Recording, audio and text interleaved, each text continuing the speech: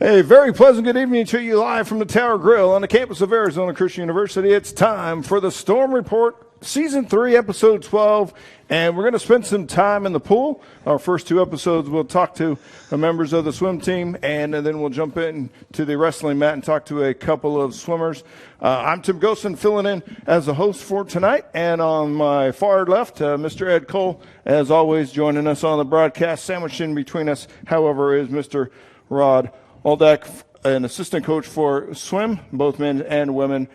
First of all, gentlemen, happy Cyber Monday to you. I'm sure you guys have spent a lot of time getting your orders in and getting things bought online. Yes, no? I'm not even sure what that is. You don't know what Cyber Monday is, Coach? No idea. I'm sorry. Am I behind the times? You are. Okay. For us geeks, that's one of the biggest days of the year. Cyber Monday, we order all of our stuff, whether it's electronics, movies, video games, everything. This is our day to do this. Oh, man. It's the electronic version of Black Friday. So everybody has sales online and all that stuff. But happy Cyber Monday to you. Ed, how was Thanksgiving for you? Good. I didn't cook anything. I didn't wash any dishes. All I did was show up and eat. All right. That's what I do on Thanksgivings. Nice. Coach Rob, how about you? How was Thanksgiving? It was fantastic. We had snowfall in Colorado, which is where I spent Thanksgiving. Some family back there. So, it was very, very seasonal and very, very scenic. All right. Well, I had a good Thanksgiving. It was fun. Got to smoke a turkey and cook a turkey in the oven. Nice. They both came out pretty well. So it worked out really well for you, too, didn't it? I was pretty happy about having lots of turkey to eat. It was kind of fun. So we're here to talk, again, swimming, and we have assistant coach Rob Oldach with us. And, Coach, you talked about being from Colorado. We'll just start in that spot. You talked about that you spent time in Colorado Springs. And you're actually what we call a commuter coach because you spend time in Colorado, but you also have a house here in Arizona. Tell us about that and the fact that you just got off of a plane sometime earlier today. Yep. Go back and forth between Colorado and Arizona. And the way that all started was Coach Herring, the head coach of men's and women's swim, who I've been friends with for, more than 40 years. Asked me when he got the job here at ACU if I would join him and coach, and I was like, yeah, Brad, I live in Colorado. I don't know if you knew that. Yeah, how's this going to work? He's a little geographically challenged. He's fine. Yeah. And but then literally, it dawned on me that, first of all, Brad and I have a long history, so I knew that there was a reason why this question was in front of me, and I felt that it was tough to ignore. So I spoke to my wife, Denise, about it, and we sort of put some things together, like swim season is pretty much from October to March. It's kind of a good time to be in Arizona, right? Mm-hmm. And then, just with COVID and technology, I'm not completely ignorant of technology. We can work from home so much better now and work remote. So we're like, yeah, I can do that. I have work responsibilities in Colorado, but I can take care of those while I'm in Arizona. So we made the decision to try to get a place here in Arizona and kind of be a snowbird coach is what you might consider me. But yeah, we commute back and forth a few times a year. I know, Coach, you run a construction business of some kind. It's right. I may not be exact term. No, yeah. I think it's a construction business, and so CSI Construction. That's right. Yeah. You run that a little bit, so you get to run that you can run that probably just about anywhere at this point, right? Well, yeah, I'm fortunate. We have a lot of really good people in the company, and a lot of them a lot younger and more energetic than me that have come to the top and really taken over the reins. So, my role is, kind of supervisory, kind of almost consulting anymore. And so it was, it's not that hard for me to be remote. Okay. Ed? Coach, you mentioned you've known Coach Herring for over 40 years. You guys had a lot of good times back at ASU, didn't you, Coach? Yes. Walk us through your first time meeting Coach and the relationship that you developed over those from 81 to 86. You were a 4-year letter winner, and you had a lot of success with Coach right there, and then you eventually followed him here. Yeah, I mean, it all started when I was in high school, and back in those days, your high school coach would just give you a box of stuff that came in the mail, from colleges. And I've sorted through all this stuff, and I see Arizona State University, and somewhere on there is a picture of this guy, Brad Herring, who was the top recruit in the year before that in my event, 100 Fly. And I don't know, I just felt compelled that I needed to go to ASU. I mean, I really wasn't recruited. my high school coach thought, man, that you might be getting in over your head. Maybe New Mexico State, maybe Wyoming State, maybe everybody wants to go to Wyoming. Wyoming State, sure. if there is such a thing. I'm sure they're knocking the doors down to go there. Exactly, yeah. Arizona State might be a little bit tough for you, but the next year I improved enough in my senior year that I could respectfully step on deck at Arizona State University, but still my mission was, at least part of it was to meet this guy, Brad Herring. I really felt like I needed to know him. And sure enough, we became friends that my freshman year, and he actually introduced me to the gospel. I really was not exposed to that growing up. And so pretty soon, like we were going to FCA meetings and stuff like that. And just Brad was a great mentor and obviously one of the top athletes in our sport in the world. So I felt like I was mentored by one of the real greats in our sport at the time. The question, though, is how many times did you have to rescue him out of jail? Well, the rumors of Brad's incarcerations are wildly exaggerated. Or at least how many times he was caught. Yeah, exactly. Over the years, it makes it seem like he was in and out of jail a lot. The truth is that he should have been. That's the truth. Truth coming out on the Storm Report. Yeah, he should have been in jail a lot. It just didn't really understand the need for traffic rules, I think was the biggest thing. And he had a big Willys Jeep, and that thing had some big tires on it, and it had a transmission to go just about anywhere he wanted on campus. So the rumors have grown over the years of him like going over Palm Walk and on tops of buildings and things like that. But the truth is he had that thing almost anywhere you could get it. He got it there. Nice. Yeah. All right, Coach, let's talk about some things that are current. You guys obviously been friends forever, and so it's fun to joke with him, and he's in the back blushing. It's great. But when we talk about the season and you guys have kind of taken over, you've got how you approach practice is sometimes you lead the practice and sometimes he leads the practice. So how does that work for you when you kind of have two different approaches? Having a daughter on the team, I know, she has her favorite, which coaches, and I'm not saying which one.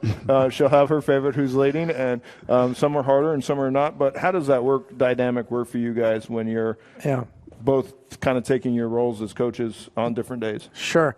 Well, Brad and I share a lot of the basics of like how we see the team and how we see technique and what drives adaptation for our athletes. And so there are a lot of ways to get that adaptation. And so I don't think there's just one specific way. There are many really good swim coaches in the United States and in the world, and Brad's coached all over the world. So, I defer to him. I bring, some things that I've learned from USA Swimming back in Colorado Springs, and a lot of those coaches that have fed into the program where I coach up there, which is called Pikes Peak Athletics. And so I just try to bring that in, but it marries up really nicely with the way Brad wants to run this team.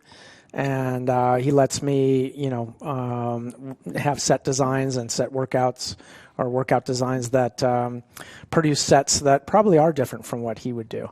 But he's totally respectful of that, and we just try to balance out, I think it's one approach. I wouldn't say there's two approaches, but there are two different ways that we're trying to get there. So we try to just balance that out. Okay. Ed? When it comes to coaching the men's and the women's teams, obviously every athlete's different. You have to coach them a certain way. Is there really much of a difference when it comes to coaching up the ladies and the men individually, or how do you really approach that when you've got all these different personalities and different traits and different talents on these two teams? Sure. Yeah, I mean, it's great to have two of us on deck because then we can really put eyes on athletes more specifically and not just try to push them all through a program that they may respond to differently. So having two coaches is really, really helpful for that. I'm not sure if I'm answering your question, but we're always looking at the individual aspect of how athletes are finding adaptation to the training.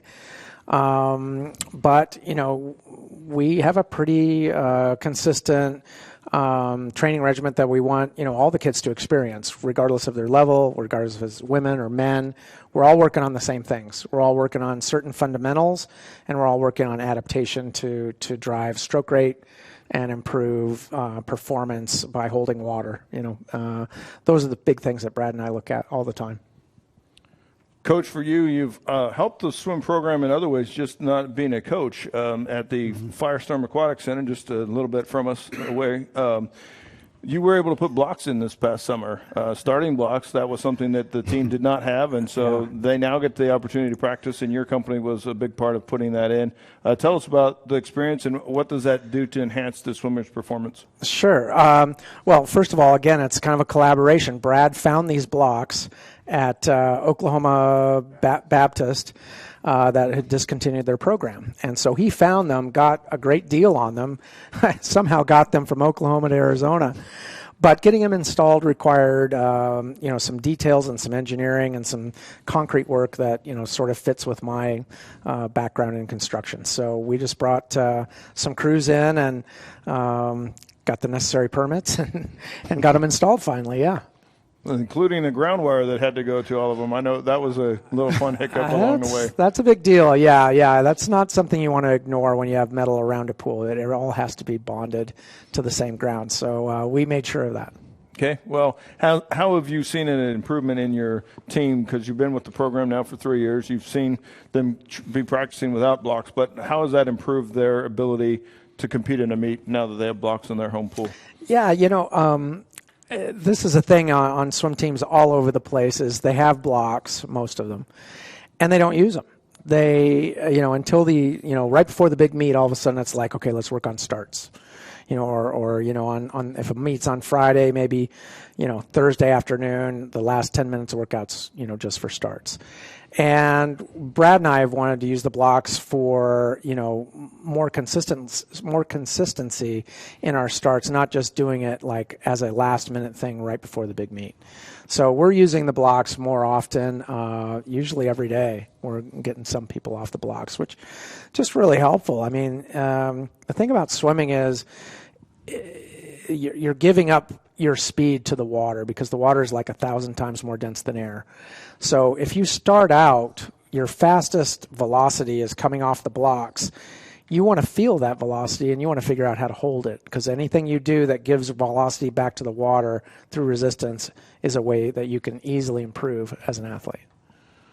Hopefully that makes sense. It makes sense because we had Brett on, and he was talking about some scientific things, and you simplified it, and we appreciate that, where we can the layman can actually understand it. So, Coach, coming up, you have 3 of your next 4 meets will include a Grand Canyon team. You have the club team that is a recently scheduled addition to this weekend on Friday. You'll be swimming against the club team at Grand Canyon, and then you follow it up the next week with against the varsity team in OUAZ, I think, and a couple others maybe, and that will be at Brophy, and then you have a break and you come back after the new year, and then you hit the pool again and get at it. But as you're preparing for some of this weekend and next weekend, a club team versus the varsity team, what are you looking for from your team heading into this weekend? Sure. Well, I think it's a time of year where you see kids with a lot of demands on them, whether it be finals or, people just getting tired because it's that time of year and they've been working hard for a long time. So we want to give them a little bit of rest right now and just see that they are executing their details well this weekend and see what that looks like. And then I think the real opportunity comes the next meet after that, where they'll have a little more rest and some opportunity to go for some national standings and secure some berths for nationals. That's what we'd like to see in that second meet you mentioned. Okay. All right, Ed, anything? So, Coach, you were supposed to have a meet up in Idaho, but that didn't work out scheduling-wise. So you've had a couple of weeks since you've had your last meet. What is that tough, knowing that you've got a couple of weeks before you take on the GCU club on Friday, knowing that it's been a while, a little bit of distance between your last meet and this next one? And how accountable are the young men and young women to you and Coach Herring in this whole time period? Well, sure. This is a critical part of our training cycle. So honestly, I think it helps to have a little continuity in training right now. When you've got meets every weekend, you build that in, and that becomes part of the training, honestly. Then, each meet is kind of a part of training to get your athletes advanced towards, what we want to do in February. This is, I think, a good opportunity for us to not travel, honestly. To be able to just continue to focus on, our program and what we need to do to get better. And so the athletes are accountable to us to, just stick with the program. Things change. That's one thing we talk about a lot with the swimmers is that, you don't know when you get to the conference meet. You may have the sniffles. You may be sore. You may have had a bad bus ride. You may have had a bad breakfast. You may have had bad food poisoning from 3 years ago at Nationals. That's right. Exactly. You're aware of that. And so you don't know. And you may get, you have to deal with that. And adaptation is kind of the word that we toss around a lot. But it's just having that ability to put that aside and just remember that you're there for your team. You're there to bring glory to God. And you're there to just roll and do the best you can. Well, Coach, we thank you for your time. I know we got to get rolling on to our next segment. We've been speaking with Assistant Coach Brad Oldach and Rob Oldach. Brad Herring sitting over there, Rob Oldach here. We've been speaking with him. So, Coach, thanks for your time, and thanks for joining us here on the Storm Report. We're going to keep it in the water, and we're going to talk to Josh Brady and Abbey Laird right after this break.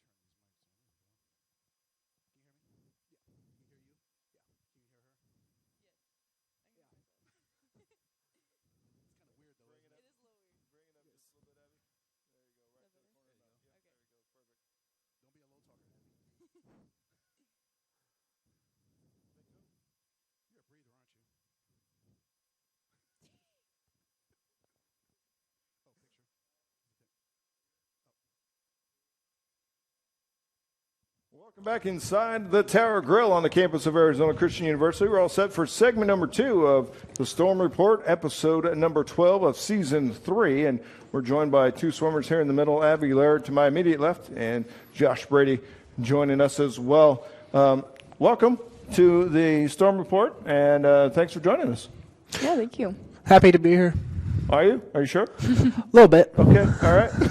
So we'll ask you, how was Thanksgiving? It was good. Really nice to go home, see family. Got to go home? Yeah. Josh? Yeah, same here. It's nice to see my family and have some good times with them. You're a little bit more local. You're in Winslow, so that's still, what, a 3 to 4 hour drive away? Yeah, it's about 3 hours. Okay. And then Red Bluff, California. I had to look Yeah. that up, where that was. In between Redding and Chico, basically. Okay. So fly into Sacramento and drive home? Is that how it works? All right. And how was the travel this holiday season? Other than just getting home late, coming in late, that's about it. But When did you leave? Wednesday? Tuesday night. Tuesday night? Yeah. Okay. And Josh, when did you head home? I left Tuesday afternoon. Okay. And what was your favorite part of the Thanksgiving meal? Ooh. The turkey, the stuffing, the cranberry sauce, what are we going with? The dessert. That too? Yeah, that too. The pie. What Definitely pie? the pie. What'd you have? Sweet potato? I had pumpkin pie, and my mom makes a A buttermilk pecan pie. Oh, goodness. It's really good. Really? Yeah. And you didn't bring us any? Nope. Because there wasn't any. There was. I just ate it all before I could give it to you. See? Nice. You brought it with you. Yes. All right, so you're in the middle of your season. You guys have had some decent success recently at SoCa. That was the last time you guys competitively hit the pool back on the 11th of November, and you guys had some success in and around that pool. And just tell us about, as your Coach Rob talked about, this is a time of year where your body's getting a little tired and you're starting to kind of wonder about what's going on. So, Abbey, how are you feeling, and where are you in your – oh, yeah, I'm ready to be an All-American right now, or no, I got a little bit of work to do?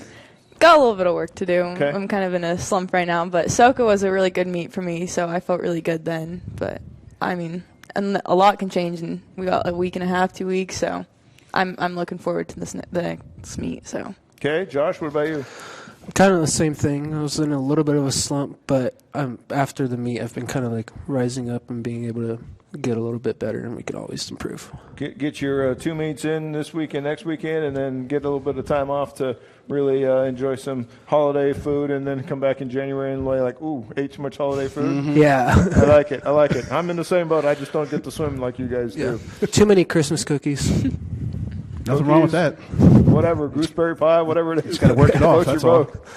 So, Josh, as you're preparing for this weekend, what are you hoping to get out of swimming against the Grand Canyon Club team, again, just added to the schedule recently?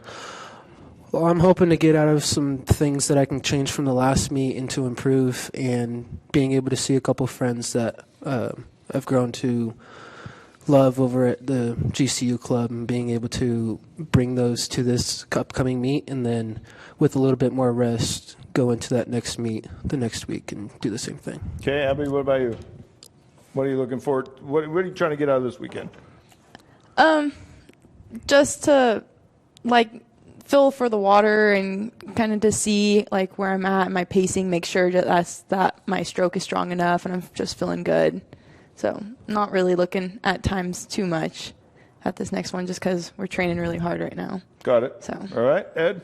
So, Josh, it's been a couple weeks since you were over in SoCa. You did 2:33.45 in the 200 breast. Were you pleased with your performance back that day? Can you reflect back on that performance? Was it good? Could it have been better? What were some things that you could have improved on in your 200? Yeah, I think there were parts of it that were really good, and I think there were parts of it that I could definitely improve on. The time specifically, I wasn't sure exactly happy with, but I thought my underwaters were really good, and I thought my last 50 for my 200 was really good, and I was almost able to catch up to everyone. Good. So you finished pretty strong, huh? Yeah. The last 50. Yeah. That's something to build on, right? Yeah, and it's really hard for that last 200 because you're in a lot of pain and everything really hurts. So being able to come back strong is something that we train a lot, and it's been able to help me in the water to be able to come back strong and chase after those guys. Abbey, your last two meets, you've had actually four second-place finishes, but the fourth-place finish is the one that people would want to talk about because that was an NAI provisional time. So how do you think the NAI provisional time, that, of course, means you're right on the cusp. Depending upon how things go, you might have already qualified for the Nationals coming up, but obviously you want to even improve and lock yourself in a little bit better. Yeah. So what did you get out of the fourth-place finish? You're a speedster in the 100 free and in the 200 free. Josh loves to do a little bit more swinging of the arms and flailing of the arms, a little breaststroke for you. But what did you get out of that, knowing that you've at least started the goal of making the national championships? Definitely boosted my confidence. I mean, now I'm now I got to secure that place. So I feel like it's making me work even harder now because, I want to get there and know that for sure, I'm going to go to nationals. So just going to keep working. And Abbey, when you look at Kat and she's able to trim off 20 seconds off of her 500, what does that do to motivate you, seeing, okay, my sister did that, so I can do it as well. If she can trim off 20 seconds, I can do 25 seconds. Yeah, that's exactly it. I mean, just looking at that and going, okay, hey, she can do it, so can I. We build off of each other during practice and see her in a few lanes across the pool, and hey, I got to keep up with her. So I would really like to see that in 100 free. You trim off 25 seconds. Yeah. Me too. That would be impressive. That would be impressive, huh, Coach? Is it possible to trim off 25 seconds in a I don't know. 100 free? I was just throwing that out there. I mean, my cannonball, maybe I could trim off 25 seconds, but 100 free, that'd be moving. That would be pretty impressive, quick. yes. But when you swim against the GCU club team this weekend, you're swimming on their on-campus pool, or you're in their on-campus pool, and it's a narrow pool, just like you swim out here. So it's only, 5-6 lanes wide or something like that. So it's not a full 8 or 10 or number of lanes wide that are required to have meets, which is why when you swim against their varsity, you have to swim at row-free prep. But does that help you, knowing that you swim every day in the Firestorm Aquatic Center that's only 5 lanes at best wide, maybe 3 real ones? And what does that do to you when you're in the water when it's a narrower pool? Personally, it kind of helps me just because it doesn't make me nervous as much, because it just feels like, hey, I'm back at home. This is just a fun meet, just a practice meet. Whereas like the bigger meets, I get really nervous and tense up and maybe not swim as well as I'd like. So they're kind of more, it just feels like a fun meet, and I usually feel like I do like a little better, have a little more fun. So. And Abbey, at the end of the day, isn't water just water? They're just different sizes of pools. Is that dumb for me to think that way, Josh or Abbey? You dive in the water, you do what you do at a very high level, and you make time.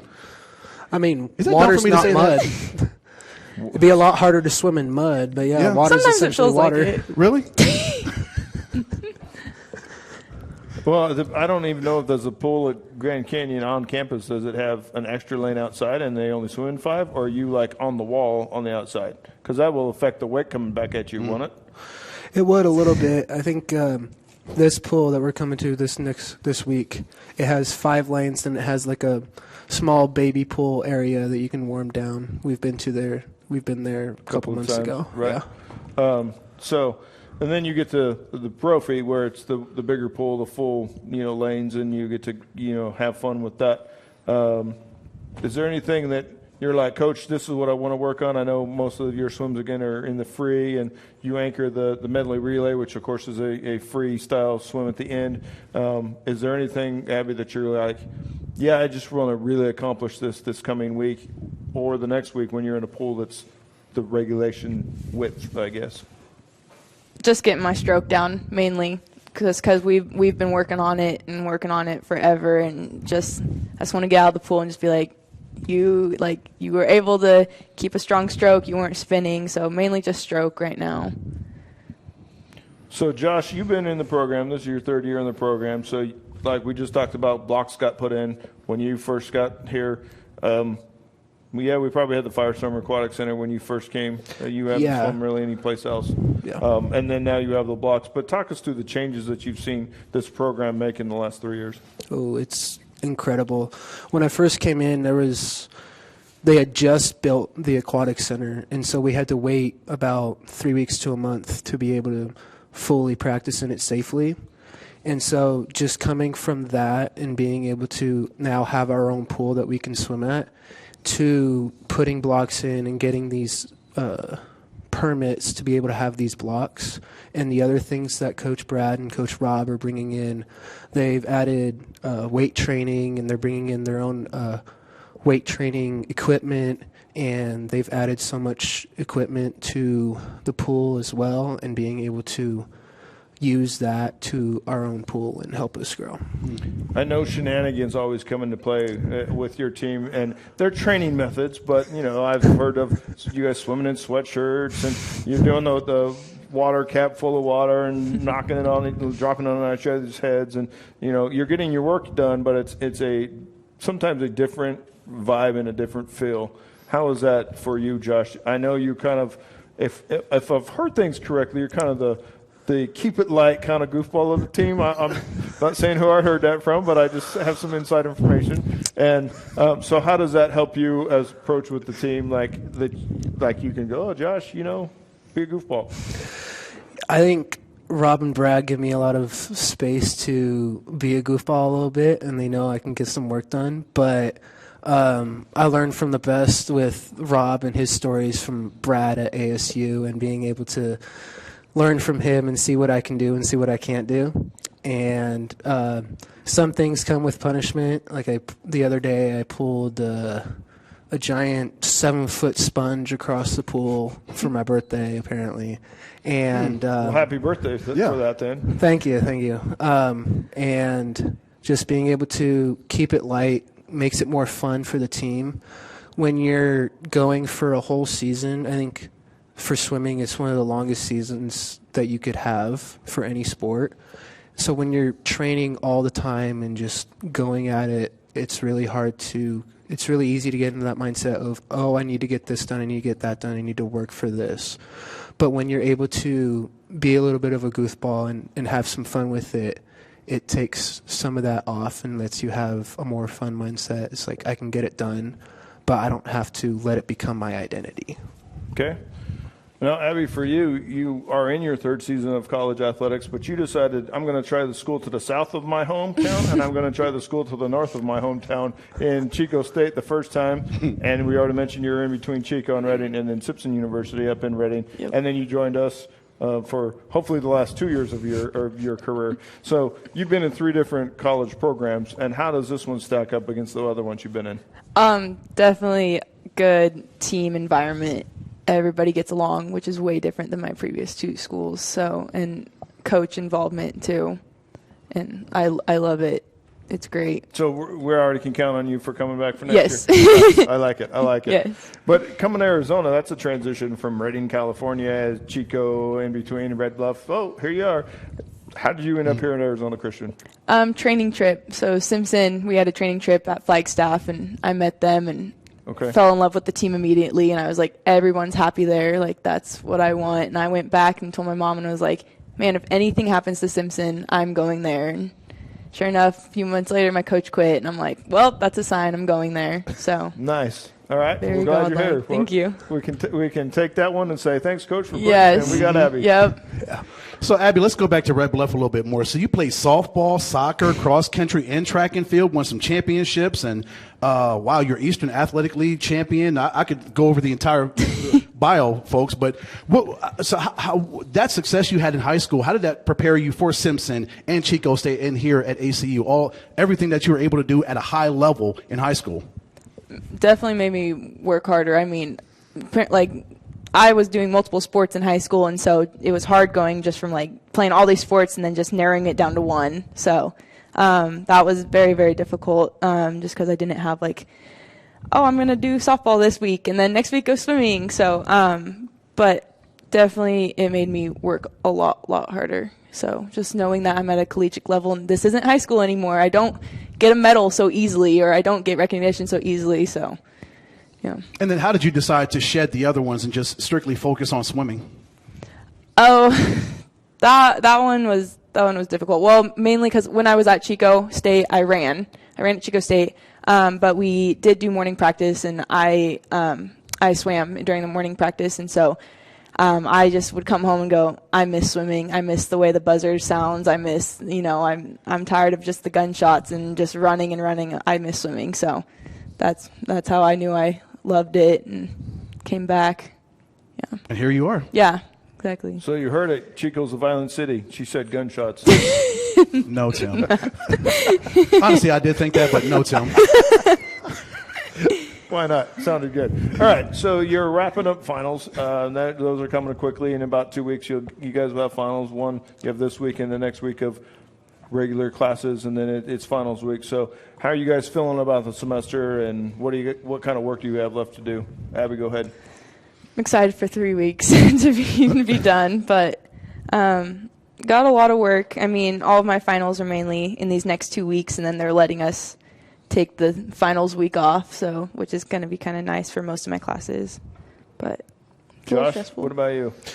I'm a little bit of the same thing. I have a couple classes ending early before that last week, and then I have some final papers, some final projects due in this last 3 weeks. Your favorite class of the semester, what's it been? Probably apologetics. Apologetics, wow. Biblical studies major, correct? Yep. Okay. How about you? My coaching fundamentals. Okay. Is that what you want to do? Or biology, I think I remember, right? Yeah, Okay. I want to become a personal trainer. Okay. Yeah. Nice. That would make sense. And Josh, for you want to be a pastor and a swim coach, so you can get two better coaches or Pastor Herring over here. So how much of an influence, a positive influence, of course, have those two men been on you when it comes to becoming a pastor and a swim coach? Yeah. On my recruitment trip, I came here and I told him I wanted to be a pastor and a coach. And ever since then, he's been trying to convince me not to be a pastor and a coach. But just seeing the way he does it and how he's able to balance the two lives of coaching and being able to minister to people, and just how he does it influences me and how I want to do it as well. And just being able to bring Christ into coaching and being able to see what athletes can do when they truly know that they're glorifying God with their sport and how far they can go. Just know, Josh, that if you get into coaching, this has to be your rule of thumb. Coach pulled this off a couple of weeks ago. A kid wanted to sign here. He said, I'm not going to sign you until I baptize you. And no baptism, no signing. And just remember that as you're going into coaching. If you get into college coaching, it's all about recruiting. You say, baptize first, and then I'll sign a piece of paper to sign. Yep. Coach is great at that, and always worried about the spiritual life of all of the athletes more than what you're doing in the pool as a swimmer, or what times you're putting up, or just how are you as a teammate, and how is your walk with God. So I know it's about time that we wrap up this segment and get on to the third segment, but we'd like to thank you guys for being part of the show and hope you had a little fun, and we got to make fun of Coach Brad, and you guys are sitting here for part of that. So Abbey, thanks for coming. Josh, thanks for coming. Yes. And, thank you, guys. We're going to head to our third segment, which we will take it to the mat and talk a little wrestling with Mr. Kaden Martin and Terrell Kinlicheenie. Or I'll get it right when I ask him between the break. All right, we'll be back for segment 3 coming up.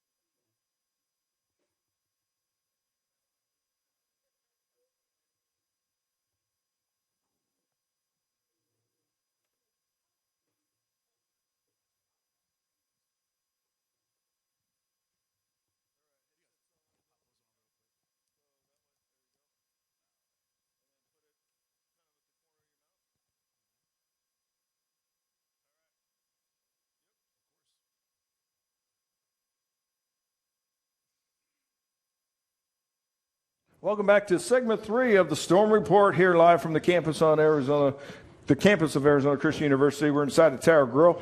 We are going to take it inside the wrestling mat area. The wrestling room is across the way in the Firestorm Recreation Center, and we're joined by Kaden Martin and Terrell Kinlicheenie. And we thank you, gentlemen, for being on with us. Kaden, you're a pro. You were on the show last year, and you got to experience the lights and the camera and all the fun stuff. And for you, Terrell, it's your first time joining us. So, gentlemen, thanks for being on the show.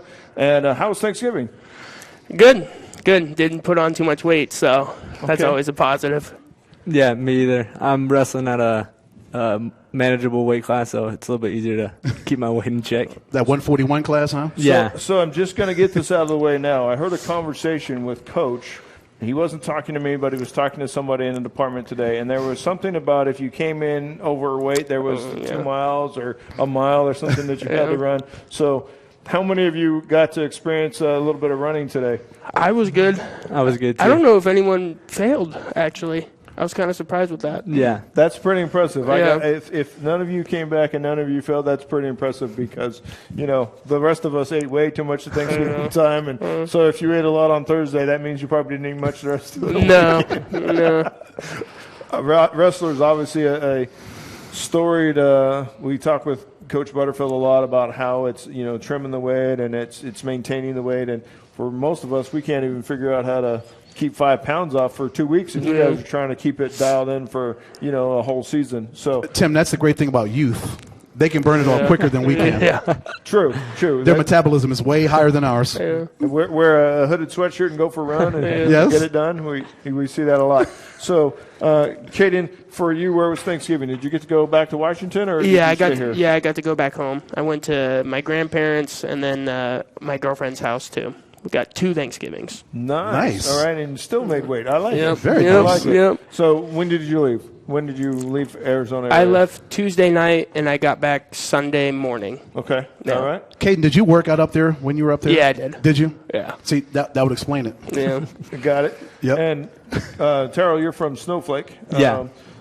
I'm assuming you went home. How was that at home? It was awesome. We got a big family, so it's always good to get back and see your family, especially during the season, so it's good.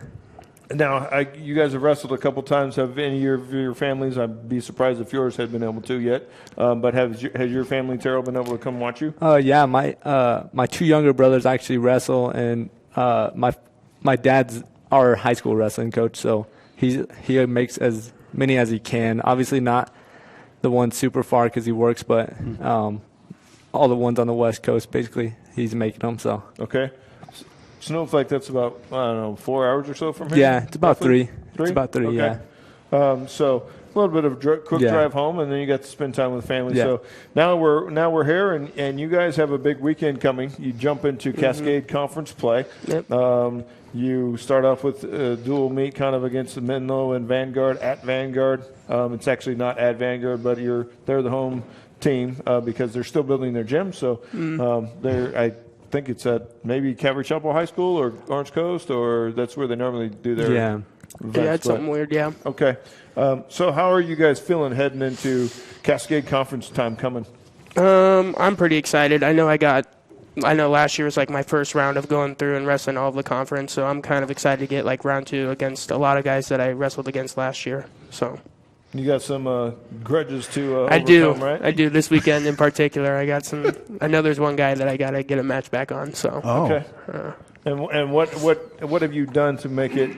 Okay, I'm gonna be ready for this guy this year. I don't want to make excuses. Last year I wrestled a little poorly towards the end, a little gas tank issue. So I'm hoping this time around that we kind of fix that going into it. You put more fuel in the gas tank, Yeah. and then you're good to go. Terrell, how about you? You ended the year last year at ranked in the 133 class, but then you bumped up to 141 this year. How does that transition where you were lower weight, now you're a little bit heavier, and now you're competing against different guys? Yeah, I think it's a little bit better because I can manage my weight a little bit better, focus on wrestling, getting better technique-wise, and building a little bit more strength. At 33s, I was cutting down quite a bit, and I was taller and a little bit longer, but some of the guys there, it was a little bit harder too because I was a true freshman last year coming in wrestling guys that are 22, 23, right? So it's all different. I think both of us, sophomores now, getting used to wrestling at the college level. It'll be a lot better this year, especially with the work we put in the off season too. So it'll be good. Okay, Ed? So, Tim, this speaks to the toughness of these two young men, Terrell and Kaden. They were up in a couple weeks ago up in Prescott at the Mile High Open. So they both go to their semifinals. They lose, come back in the consolation semifinal, and win those. So that just speaks to how tough these young men are to say, okay, we faced adversity. Yeah, that's not good. It's not good that we didn't win the semifinal, but you still came back and was able to come back and make something out of the meet. What did you get out of that, Terrell, in that trip up there? Also, you did really good in the ERAU. In the duels as well, you guys went 3-0 in that one as well. You had some good challenges in there as well with New Mexico Highlands. That was a pretty good, pretty tough test too. Yeah. I mean, wrestling back from the semi, it's all about character. Like, I mean, anybody can have a bad attitude after you lose, right? That's what we've always been taught. I mean, especially by my dad growing up. But, I mean, in wrestling, it's not going to be perfect. So they always say, what's the next best thing, right? What's the next best thing? And sometimes you can't always get first. So coming back on that backside of the bracket, it's always hard because you're kind of – that loss is in the back of your head. But at the same time, you got to think, what's the next best thing for me? And I mean, every match you're still getting better at wrestling. Every match you're still getting more experience. So it's not always going to be perfect. So if you're wrestling for first all the time, it's not going to teach you a lot. It's going to teach you a lot when you're battling adversity and coming back on the backside of the bracket. It's not always what we want, but it's good for us. So. And then when you're in between those matches, what do you do to keep yourself mentally locked in and also physically locked in? Is it drinking water? Is it you got the fruit? What do you guys do to keep yourself physically there and also mentally there? Mentally, you shake that off and you move on to the next event. Yeah, it's rough. Yeah, like you say, it's rough, but yeah, just taking a step outside of the building is always good. Like when you're in that area, in that atmosphere all the time, it's like it's stress. You're stressing yourself out. You don't feel it in the moment, but when you get out in the wrestling match, when you're feeling drained, usually when you're not, but it's a good thing to step outside and get a breather or, yeah, like you're saying, get water and everything in you. So just little stuff like that, focusing on your breathing, it's little stuff that will get you back and then help you in the next match too. So. Now, Kaden, for you, when you talked, Terrell talked about it, but for you, when you've come out of, you've lost that in the winner's bracket, I guess, and then you've gone into the consolation. The good news is you're facing somebody that's been there as well. So, yeah, you're going to wrestle hopefully 2 more times after you reach that. Mm-hmm. But you're facing somebody that he's wrestled the same number of times that you have. So there's some competitive advantage, but there's not really because you both have done the same.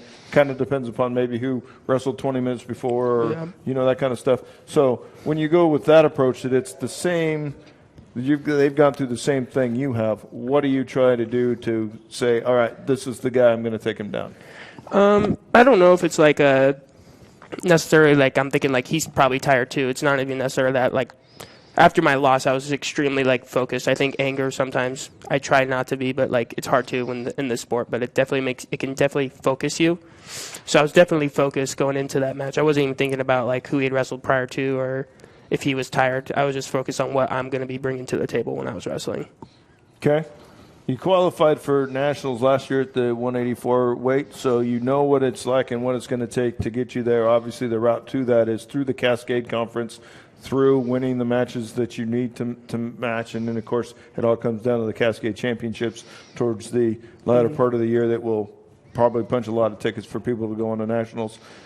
At this point in the season, when you probably have a little bit of a break coming. You're heading into some nationals, but you still got some time. And then, of course, around the holidays, you get a little bit of break. Are you trying to, we're peaking here and we're coming back down? Or are you trying to just get to a point where you feel comfortable and you can kind of level it out for the pre-Christmas time? I think it's like you want to peak later in the year, but it's like I feel like a lot of people, it's hard to do that. Like, mentally, like you can't be thinking about like March and like trying to peak then. You got to focus on like what's here in front of you this week. So like it's hard to, obviously we want to peak at a conference to wrestle our best, but I think for me just focusing on this week and who I got this week. So Terrell, a baseball player can go through highs and lows where a player's, 1 week they're hitting 300 or 400 as a batter, and the next week they can't hit the baseball for anything. Or a basketball guy, he's at the free throw line and he hits 15 straight free throws, and then the next time he can't even hit anything. So it's kind of a roller coaster. How much of a roller coaster is wrestling? Oh, it's big. It's like that all the time. Like if our coaches always say, like, you got to take care of the stuff off the mat before you get into the room. Like, being a wrestler, it builds a lot of character. You got to be 100% as a person too. So it's not just wrestling. That's what people don't get. Wrestling's hard physically, mentally, emotionally too. But at the same time, like, if you don't take care of your stuff, your schoolwork, your family, your relationships off of the mat, it's going to be hard to go into the room and focus 100% on wrestling, which that's what it takes to be a good wrestler. Even just in high school wrestling, nowadays it's getting a lot better. So even just to be a good high school wrestler, you have to be focused. You have to be disciplined. You have to be on time to everything. So just stuff like that. Yeah, in a wrestling season, you go through a lot of ups and downs, but just being consistent with your workouts, your going to sleep on time, your nutrition, that stuff is big. It's all the little stuff that adds up to being a good wrestler. So that's what I try to focus on too during the season. Kaden, let me piggyback off of something Tim said a couple questions ago about preparing for a match or a meet coming up. You can watch film, you can prepare physically, mentally, however, whatever you can until the cows come home, until you get on that mat and it's time to get it on and things flip and they change based off your preparation. So how are you able to flip it mentally for you and physically, knowing that the unknown is there and you've got to adapt to what your opponent is doing to you, and you've got to do what's your best to overcome him and win that match? I think last year it was definitely a learning process for me. It wasn't like a switch I flipped immediately when I first got here. It was something that, like, even Butterfield, even towards the end of the last year, we talked about kind of how to flip that switch. And I think it's preparation, like thinking way before you get there. But ultimately, like, you're thinking about the match, but as soon as that whistle goes, my mind kind of just like, I'm nervous right before there's butterflies. I think it's a good thing to have like nervous butterflies, but as soon as like that whistle goes, everything kind of fades because I know what I'm doing in that moment. But before that, there's a lot of doubt that goes into your mind. And Terrell, what do you do to not stay in your head before a match? How do you let everything go and just focus on what you have to do when you get on that mat? Our coach always says it. He's always saying victory loves preparation. So the way you prepare in the wrestling room, like, you're always going to have nerves, but once you go out there and you slap the guy in the face, right, that's when, like, your nerves kind of go away. Everything kind of comes back to you. But just preparing the right way, that's how you control your nerves, is doing the right thing, the workouts, being intentional with everything. That's how I would control my nerves in my wrestling matches too. So. We've mentioned Coach Butterfield, and you guys have mentioned him a couple times as well. And one of the things that we always hear about Coach Butterfield, and he'll tell you, is that he loves to get in and mix it up with you guys sometimes. Yep. He loves to set some rules. And I actually walked by you guys and was in the weight room today when you guys were doing your DST workout. And the coach is in there and was like throwing a medicine ball around. Yep. And he's lifting weights, doing it with the best of them. So when you have a coach that's so interactive, how does that approach as a coach affect you as a wrestler? He's like, you can't say like when he's like having his condition, you can't say like he doesn't want to like do it, because he's always doing. He's working out with us like at 6 a.m. It doesn't matter. He's wrestling with us today. Him and Terrell are actually going live before practice. It's awesome to have a coach that like loves the sport as much as we do, and it's a motivation for us, honestly. Obviously, he's still a bit younger guy, so he can still kind of mix it up. He goes another 10, 15 years. I'm not going to be able to do it quite as much. But so how did that go today? A little live action with Coach? I would like to say it went good, but he's a little bit bigger than me, but he knows how to wrestle. So it's like he's showing me different positions that I need to work on, and he's making me work through my weaknesses and teaching me through it. And it's always going to be tough wrestling one of the coaches, but it was good. I would like to say it went good, so.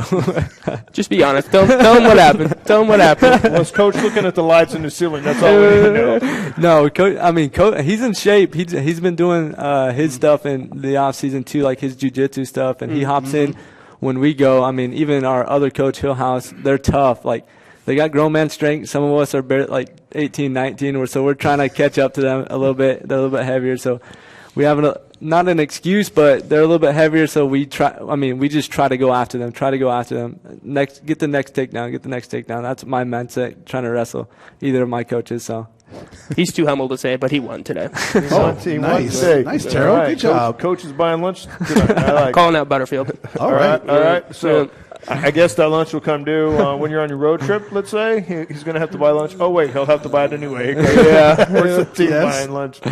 So, guys, as your semesters, everybody else, you're 2 weeks left of regular school, and you got your final semester. How's the semester going for both of you? Are you talking like academically? Sure. Or, hopefully. I know for me, like, my teachers did a good job of, like, trying to make it so that way not everything's the final 2 weeks, because a lot of the other teachers, they figured would do so much. I got some homework I got to do tonight, though, not going to lie, but for the most part, good. Okay. Yeah, it's a lot better this year. Like, I'm trying to interact with more kids and, just learn as much as I can in each class. Me and Kaden, we actually sit right by each other in one of our classes in the front row, so, there's no other thing we can do except pay attention in that class. So I think it's good. Holding each other accountable too in that class, it's good. I'm starting to learn, so that's good. Must be kind of a common core class that you guys are in, because you're a business major and you're education, correct? Secondary education? I'm education. Yeah. Oh, I have it. Yeah. Okay, Yeah. sorry. Yeah. I knew I Terrell's a read business that major. Yeah, no worries. somewhere. So, you guys ready for the semester to be over? You're like, I really like kind of the way it's going, and I could go another couple weeks. Like, I want to say I'm excited, but, like, truly, because we're wrestlers, it's like we get, like, a week break, we're coming back. It doesn't seem like the semester is really ending for us, so. Yeah, I like going back home, obviously, and not having to show up to school every single day. I do love school sometimes, but I love to go see my family. But, this year I've fallen into a routine, workout-wise, eating-wise, and going to practice, getting better. So when you love that, it's easy to show up to, school and to wrestling every day. So, Terrell, I got a question for you. So you won 2 state championships at Snowflake. You're doing really well here. So when you go back to Snowflake, how big of a star are you? Nice. Are people like, oh, that's Terrell. Let me go up and get his autograph. Snowflake. It's not the biggest. It's not the biggest wrestling town. But you won 2 state championships. Yeah, our football won 2 state championships too. So obviously football, they kind of do their own thing. It's like a football town, I would like to say, but it's cool. Winning isn't everything. That's what people don't get. Like, people, when you say, I won 2 state championships, it's cool to say, but at the end of the day, people don't care. Like, it sucks to say because you worked a lot for it, but at the end of the day, just being a good person, right, and just trying to push the next group of guys behind you. That's my main thing. Like, when I go in there, I'm not trying to say, I'm a 2 state champ. I'm going to not work with you guys to get you guys better at wrestling. I always try to go back and give back. So, if that's what I'm remembered for, other than a 2-time state champ, I would rather that any other day. So, yeah. So you're not like another Terrell that people may know that you don't keep a Sharpie in your sock so that you can sign autographs whenever's needed. No. All right. Well, good. I'm glad you're keeping the humble part intact. Well, I think it's about time that we let you guys go, because I know you guys have homework to get to and you have preparation for Cascade Conference. Gentlemen, thanks for coming on the show, and we wish you success as you headed down the road into Cascade and travel over to California and take on the likes of Vanguard and Menlo this weekend. Ed, thanks for being on the show. Absolutely. And for all of us that have been on the show tonight, Rob Oldach, assistant swim coach, Josh Brady, Abbey Lair, and Kaden Martin, and Terrell Kinlicheenie, right? Kinlicheenie. All right. We'll get it right. Probably never. But, gentlemen, thanks for being on the show. And Tim tried his best. I tried. But it's been a great show. Episode, Thank you, Payne.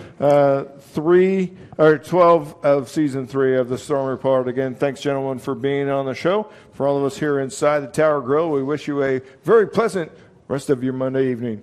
Take care, everyone. We'll talk to you next week.